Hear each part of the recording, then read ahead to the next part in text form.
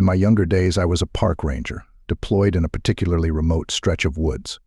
I worked perimeter patrols and wildlife management for nearly 10 years. I loved my job. I loved being outside, alone a majority of the time, out in nature. The career path was ideal for an introverted guy like me. I quit because of something that happened to me out there. Something I haven't felt comfortable enough to talk about for a long time. And the entire damn saga started with those dead wolves. I can distinctly remember the day we found them. It was snowing. I was on my way to a checkpoint to make a repair. I stopped about 2 miles from the main base cabin when my walkie buzzed. Matt. Yeah. You might want to get back here. My partner for the day was a kid named Susan. She was 20 years old at the time, in college, working weekends to help pay for the books. I liked Sue. We formed sort of a sibling relationship in our short period working together. I definitely felt responsible for her. Call that what you will. On my way. Pain. The trip back to base took me past a steep hill and ravine. I turned my ankle and caught some thorns, so a 30-minute hike took 40. I hobbled up the main path and caught my partner a few feet from the doorway to our cabin. She was staring down into a ravine. You all right? I asked. Hello. No, she whimpered. What? Look. I followed the direction of her outstretched arm. There they were. 3 adult gray wolves, lined up in a row, deader than the leaves. Their eyes were open, their mouths gaped. Their fur drifted in the wind, but they didn't move. Who put them there? Susan asked. Did you? No. Is it hunting season? No, I snapped. And you can't hunt wolves here. We hopped down the ravine and examined the carcasses. Decomposition only partially obscured the bodies. They hadn't been dead long. I looked for bullet holes and found none. I felt for cuts and came up empty. Their eyes watched me the entire time.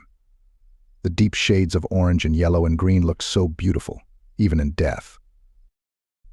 I keep feeling like one of them is going to jump up and bite me, Susan squeaked. They just don't look dead. Look at those teeth. Where's the blood? I wondered out loud. There should be some in the snow. Maybe they were poisoned. Maybe. We should still see something. I examined the mouths. They appeared malnourished. That would not be out of place in a modern world with shrinking habitats.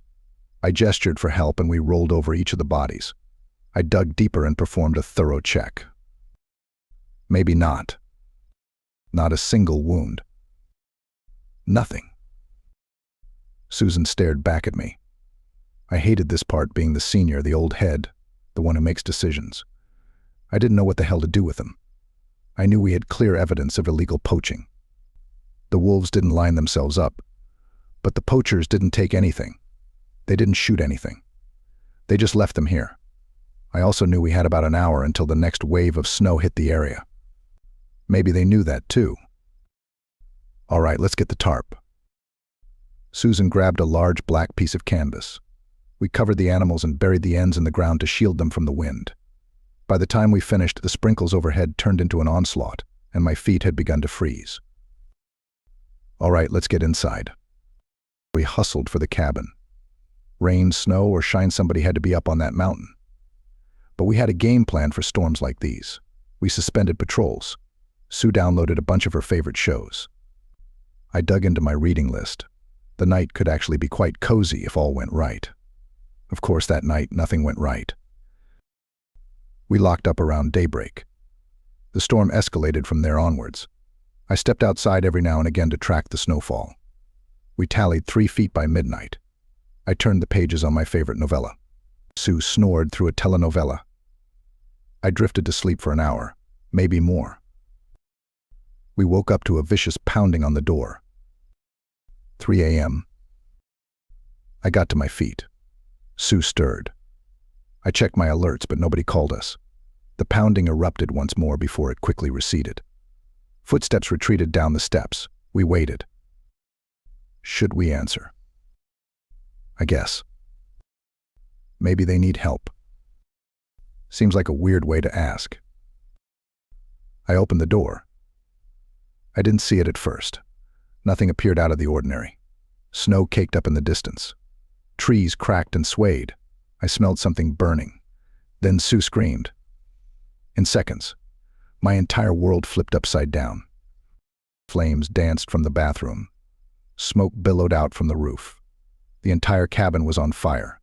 We darted out of the house and dove forward, just as a massive wooden cross beam collapsed behind our heads. We reached a safe distance and collapsed on the path. He did this, Susan spat. That fucking asshole. But who? The guy who killed the wolves. How do you know? She pointed. An empty gas canister sat an inch from the burning remains of our porch. Now what? We watched the cabin burn down in silence. I pulled out my walkie, thank God, and radioed for help. Dispatch said it would be hours to get through the storm. We expected as much. But we didn't have any weapons. We didn't have any shelter. We were sitting ducks for whatever this psychopath planned next. Once the fire felt safe enough to examine, I got up and found a post-it note tacked to a tree. 3 white wolves. Dead in the snow. 3 white wolves.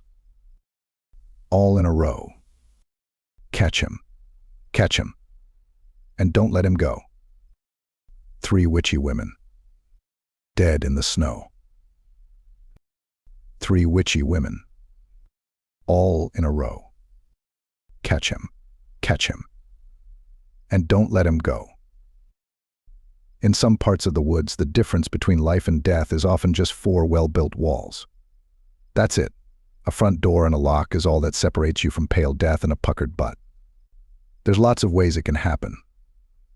Most people blame animals, but the cold is a more likely murderer. When you can feel the freeze on the other side of your skin, when you can't cough it out of your lungs, you'll know that's about halfway there. That's when you remember the importance of those 4 walls. That's when you enthusiastically cuss the fuck who burned them down. We didn't have food that morning. We didn't have fresh water within a mile. We didn't even have a reliable weapon, outside of a pistol whose handle burned a hole into the snow burrows. Susan spent the better part of the morning fishing it out. I kept trying the radio. Hi, this is the Rangers from the burned-down cabin calling again. Can anybody get the hell down here? The first 2 or 3 conversations were hopeful. Dispatch claimed the storm should blow over by evening. We just needed to hunker down for a few more hours. Then they called back and said a chopper was damaged. After that, they wanted us to wait a day. After that, the radio died. We tried salvaging some gear from the fire. Sue found a jacket and some other clothing that managed to dodge the flames. I found a tin water bottle and a rusted Bowie knife. Everything else was torched or smoldering. I couldn't believe the awful luck. We need to get away from high ground, she chirped. We're sitting ducks out here. I thought about that for a long while before answering. I didn't love the idea of leaving the campsite. Without the radio, we had no way to contact the rescue crews who expected us to be in that spot. But the point about cover did have some merit. The Park Service cut and maintained a 30-foot diameter around the cabin. That meant no trees, brush, or foliage of any kind. Anybody could be looking at us from virtually any direction. I could feel unseen eyes from every angle. Okay, I conceded. Let's go. Not far. We took the path down a familiar ravine which led to a nearby hot spring. The snow, which had mercifully relented in the hours of the fire, returned in full force to peck at us along the way. We stopped every quarter-mile to adjust clothing and cover body parts from the wind. Our feet sunk deeper and deeper into the fresh covering. Soon enough, the walk turned into a shuffle. I can't do this, Sue moaned after the 3rd or 4th stop. I don't want to die out here. I think the only thing that kept me going was the hope of that hot spring. I didn't have much faith in the rescue team. I didn't have much faith in myself. I guess I just figured if this guy is going to kill me, maybe he'll at least allow me one last moment of warmth. We're almost there. We tried to pick up the pace, and Susan fell down a hill. I rushed to help and face-planted myself. It would have been funny at a ski slope, maybe with an added Benny Hill soundtrack to boot, but that afternoon the fall took everything we had left. twigs and branches smacked my face on the way down. Sticker bushes pricked and ripped away at my already tattered pants. I rolled end over end for what felt like an eternity. The tumble stopped abruptly at a tree stump which cracked a rib in the process. I sat up and looked around. The spring sat an inch from my crooked nose. I entered the water face first. The warmth of it sent a rush of blood that arsed painfully and then pleasantly down my spine. I dove in deeper and let the water reach into my mouth, into my cold lungs, driving out the freeze that nestled into every inch of my insides. I surfaced and choked out air anew as sensation coursed through my arms and my legs and my toes and my fingers. All of it felt so fucking good. I felt more alive than ever before. I looked around again. Susan was gone. I splashed through the spring frantically. I dove to the bottom and felt along the rocks. Moments later, I saw her motionless body lying on the shore. I rushed over and carried her into the spring. She didn't respond at first. At first, she didn't even breathe. She just seemed so cold, like all the warmth in the world couldn't bring life back home. But then she coughed. Her chest rattled. She opened her eyes, pale blue ones that radiated in the reflection of the sun on the water. She smiled at me. And then she screamed. It took me a minute to inject the fresh shock. I turned around and saw it. Two big bodies floated in the spring about 3 feet away. A gentle breeze pushed them our way. Susan hopped out of my arms and pulled the gun out of an unknown pocket. She shot one of them. Fat and tissue erupted into the air. I fumbled around for my knife. "What the hell are you doing?" I snapped. "He'll hear you." She fired again. "He knows," she retorted. "Don't you get it? He knows. He knew we would come to the spring after the cabin burned down. He knew we would get in the water. He put those fucking bodies in there on purpose. To mess with us. To fuck with us. To fuck with us. 2 witchy women. Don't you see it? He is playing a game. He is playing with us before. He kills us. Like a fucking animal." 3 witchy women, I corrected. "Ha. 3 witchy women. The letter said 3. You said 2. Okay, so who are they? Who are these 2? We examined the bodies as best we could. The stink was overwhelming. Bloat set in. I recognized outfits common for girls my age. An obnoxious tattoo with a heart on one arm gave a birth year. 1993. We saw a lot of thrill seekers who liked to camp out on the higher points of the mountain. But those folks were usually more prepared looking than these 2. "We can't stay in the water forever," Susan insisted after a point. "How far is the reserve cabin?" We kept a secondary cabin in the area for emergencies such as this one. It wasn't anything special outside the aforementioned 4 walls, but it was our best shot at finding some shelter. "Too far," I responded. "I don't think we'll make it by nightfall." "We have to try." I thought about it again before answering. It was true that we couldn't stay in the water for the same reason we couldn't stay by the cabin it was known to the killer. We needed somewhere random. We needed somewhere random. We needed somewhere secure. We needed a good hiding place. But none of that existed at the time, so we decided to keep moving. We took the path that led to Reserve Cabin A. The snow cracked and crunched and melted under our freshly heated boots. We made progress during the first leg of the journey. We stopped when a mother grizzly and her 2 cubs happened across the path. I kept still and prayed that my partner remembered to do the same. The bears approached and got to about 10 feet apart. The mother sniffed the air. The cubs rolled around gleefully. I envied them. We kept our heads down. The family eventually moved on. So did we.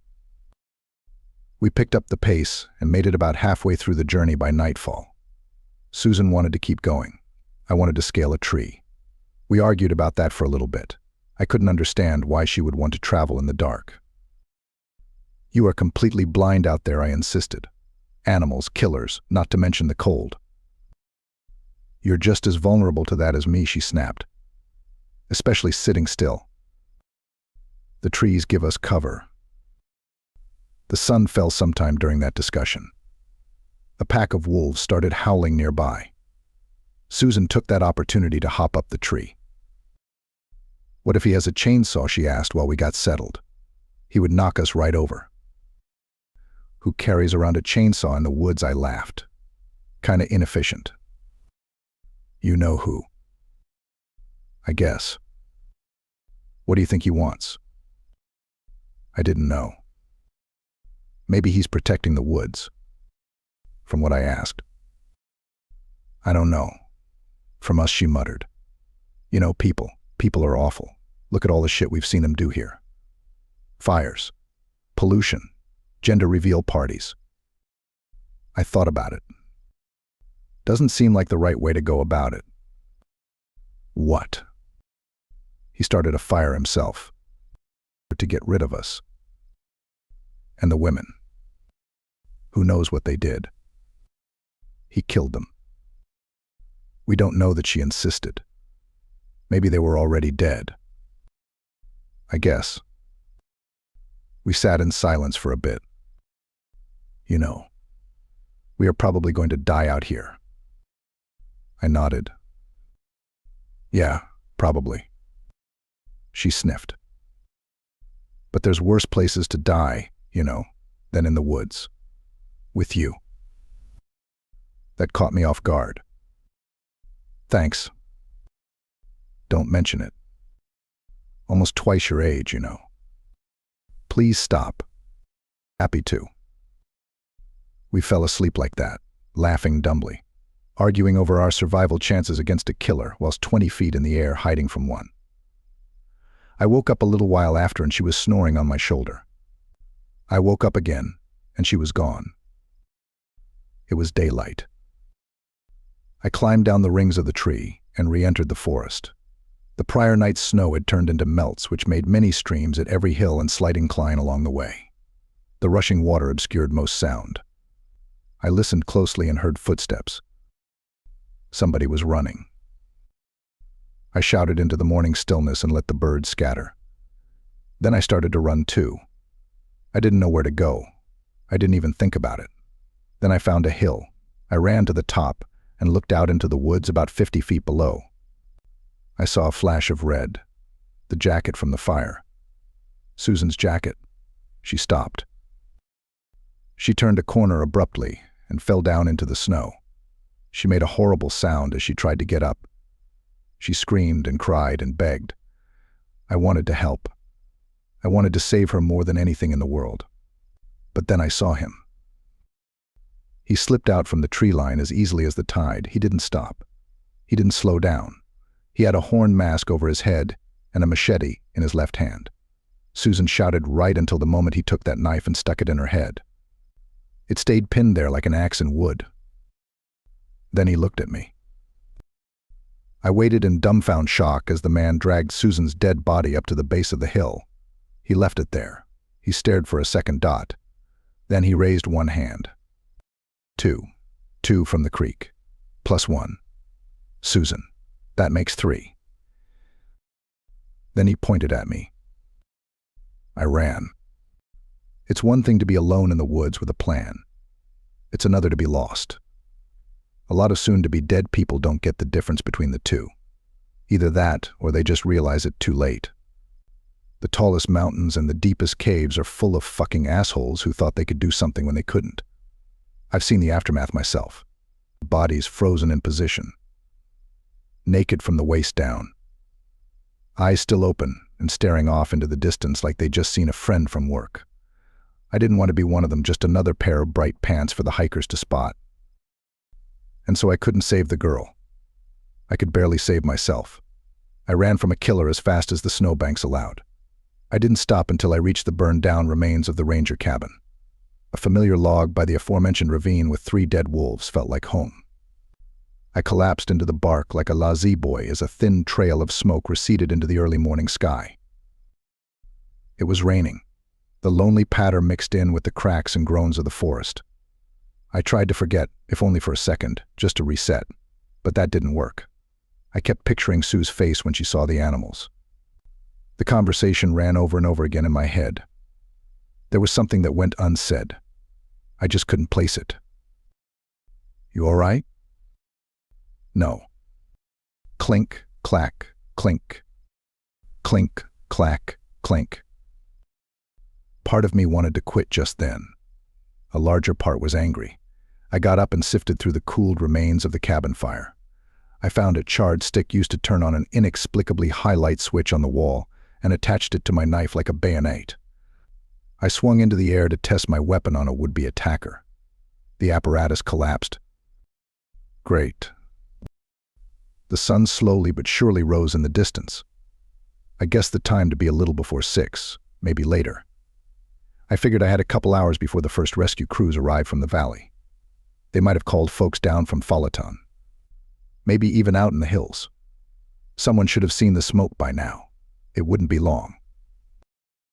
I still refused to be a sitting duck, primed for murder, so I headed down to the tree line in search of better weapons. Melted snow clung like butter. It took a while to maneuver. I found a larger branch and set about hollowing a hole for the knife. I wrapped the blade tight with strands of bark and roots. I swung it 3 times. This time it held. I moved on in search of a better tree to scale. My reasoning for climbing was not just that I was good at it, I was great, but the high positioning and downward slope of the path made it possible to see much further ahead than on the ground. After a good hour of searching, I found my target, another massive oak with low-hanging branches leveled all the way to the top. I hopped one at a time and made it around 3/4 of the way up. I could see the hot spring. I could see my own path of footprints. But that was about it. A strange but familiar sound echoed in the distance. Clink, clack, swoosh. Clink, clack, swoosh. The minutes turned into hours. I waited. My plan was pretty simple. If the masked man went this way, I would ambush him. If the good guys arrived, I couldn't miss them. Time dragged. Every passing glow of sunlight looked like a plane. Every rustle of leaves brought up the stick blade. I waited and waited some more. Then it happened. 3 hours after my initial descent, something large moved through the woods, big enough to be a person. I crouched behind some leaf covering. I kept still. Footsteps approached 20 yards away. Somebody was whistling. I didn't recognize the song at first. The high notes were wistful and the low notes foreboding. Almost like it might sound better on a flute. I sat there on the branch, like a dumbass, desperately trying to place the tune. Took me 20 years to realize it was Dixie. I moved to adjust my footing. Something broke. I hit the branch below and snapped it upward. I tried to steady myself and flipped. The stick blade lacerated my leg and caused blood to spill so fast that some of it fell into my mouth on the way down. I must have mashed 10 more branches before the last one left me to the ground. The next few moments were kind of blurry. I remember feeling for the blood. I remember trying to walk. I couldn't. I crawled off into some shrubbery and looked for something to stop the bleeding. I didn't find it. Then the lights went out. Or whistling. The sound of metal connecting with dirt is very distinct up close, but from miles away it could be anything. At that moment I recognized it immediately. Clink, clack, swish. Clink, clack, swish. Okay, he's digging my grave. Time to pray. Okay, he's digging my grave. Time to pray. Clink, clack, swoosh. Clink, clack, swish. Please, I mumbled. You wake, he answered. I couldn't see the owner of the voice in front of me. I blinked a dozen times. I felt around blindly and my fingers brushed a piece of cloth and knot. He took the time to give me a tourniquet. I relaxed. I opened my eyes again and looked dead into an elaborate horn mask. The fuck? I fought with all my might. I got up and darted backwards, slamming into a tree and loosening the tourniquet in the process. No, no, no. What? What do you want with me? I screamed. You want to kill me? I am not a bad guy. I stared at him. I know I look like the bad guy, he chuckled and removed the mask. This is just for protection. Ima Zach, I save your life, my friend. I nodded slowly. He looked normal enough. Long black hair, clean shaven. I couldn't quite place the accent, but my ear for that sort of thing is terrible. Look around you. I brushed the silt off my eyes and sat back down. Zach knelt beside me and readjusted the dressing. Blood oozed out spectacularly, so it helped to take my mind off the wound. Look at all the graves, he mumbled. Look at the writing. I examined them one by one. Most were single names. Otis, John, Dipper. There must have been thousands of headstones in that one little alcove, jutted purposefully above the snow. Some dated back to the early 1800s. Okay, I muttered. Dead people. So. Zach shook his head. No people. I leaned down and brushed some snow to get a better look. There were drawings underneath. Jack, the mountain lion. I moved on to another. Marcello the wolf. Zach grunted. I got a little baby squirrel over there. I was dumbfounded. Why? Zach smiled. She really liked these animals. It didn't make any sense to me. How long has this been here? How did we miss it? Zach grunted. We way out city patrols now, he offered. I stared at him. Who are you? He looked back at me for a little while. Something about his clean-kept features appeared trustworthy. He sighed. Yo friend is a witch. I laughed. Zach didn't. Ema logger. We are taking down this here section of wood. He gestured behind us. And I see dem. These three girls, dancing in the woods with the wolves. Dem wolves are fine one moment. Calm, docile, the like. Very strange thing to see a big beast cozying up to a woman like a dat. Then they all fall dead. 1, 2, 3, just like dat. First the wolves. Then the girls. Like dominoes. I saw it happen, my friend. So somebody shot them. No, you see the bodies, no bullets. I tried to show you the wolves. I couldn't carry the two girls close enough. That was you. Yes. And the fire. I try to warn you, he exclaimed. I knock. Some warning, I seethed. We could have died. Zach grabbed my arm and squeezed. Listen to me. That girl with you. She the only one to get up when they fall. The rest of them stay dead. But that girl get up and walk down to yo cabin like it's a Monday. He looked scared. She a witch. Through and through. My best guess is, she sacrificed them, the wolves and the other girls. She sacrificed them for the woods, to keep me out. I laughed again. Susan.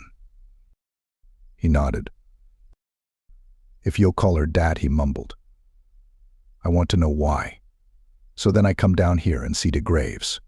She remembers dem, all of dem, every little animal, every bunny she find. How do you think she feels about me? About the people who take the trees and the homes of bunnies? He whimpered a bit. I struggled to believe a word of it. We stood awkwardly for a moment. Zach disappeared into the brush. He returned a couple moments later with the motionless corpse of my coworker. I cut off the head of the witch. I vomited. I'm sorry, but I have experience on DES. Local experience. You gotta trust me. This a very bad girl. A very bad girl. Zach pushed back Sue's hair. I see her picture in an old book. A very old 100-year-old book. But she young like this, he continued. How she stay young like this. The noises of the woods appeared to grow louder. I stared blankly into Susan's lifelessly pretty eyes. I thought about our conversation only a couple days prior. He knows. Okay. I still didn't believe this story. Not a word of it, as you probably don't. I knew we were destroying evidence. I knew this guy could still be the bad guy, and all of his plans could just be a ruse to let my guard down before the rescue crews arrived. But I thought I'd play the little game. I thought I'd bury poor Sue's head. They could always retrieve it later and use the newfound trust to mount my revenge. That was my plan, just as you might expect, right until the moment she blinked. That's right. The fucking head blinked. I thought it was a trick until Zach saw it too. He screamed. He grabbed the mask, sorry, no good explanation for that yet, and set it on his face before he took off into the woods. Susan's eyes strained and looked around after him. Then they found me. Her lips smiled. Fresh blood dropped down from the gash in her forehead. She licked it. I watched in horror as the head dribbled along the ground, as if moving on imaginary legs, towards the torso in the grass 5 feet away. I didn't wait for it to reattach. I ran too. Again. Because that's what a real person does when faced with the inexplicable. Fight or flight might favor the bold when Granny is confronted by a mugger. But the instinct definitely does not cater to bouncing heads and human sacrifices. I ran until my legs couldn't carry me anymore. I ran through snow and sitting water. I ran up ravines and down hills and kept going after my legs screamed from the pressure. I ran into the God-blessed ambulance waiting at the charred remains of my cabin. I babbled this exact story to every medic and doctor and police officer who asked it of me. How do you think it went? The doctors gave me a bloated IV and a battery of little white pills. The police hooked me up with an arson charge. I bounced from hospitals to psych wards to county jail. I lost touch with my limited family. My work friends excommunicated me. When I got out, I got a place by the beach, away from the woods. I took up fishing. There's probably one detail you're wondering about, if you're still with me, and it's the same one that extended my stay in Valley General. Where are they? I used to ask anyone who would listen. What the fuck happened to Susan? What happened to Zach? What happened to the women? I couldn't understand why they weren't looking. Regardless of how they felt about my mental state, these were still missing people out there, 4 of them in total. Their loved ones should be concerned. They should be blaming somebody, probably me, for their deaths. But nobody cared. One night, a detective visited me in jail. He didn't have any reason to lie, I guess. The case was over. The state won. He told me that his office didn't have any records for a girl named Susan at the Parks Department. There also weren't any local logging companies with current bids. But they did have one, 20 years back, where a guy went missing on the job. A foreign guy. Strange accent. They didn't have good paperwork on him. Went out into the woods one day and never came back.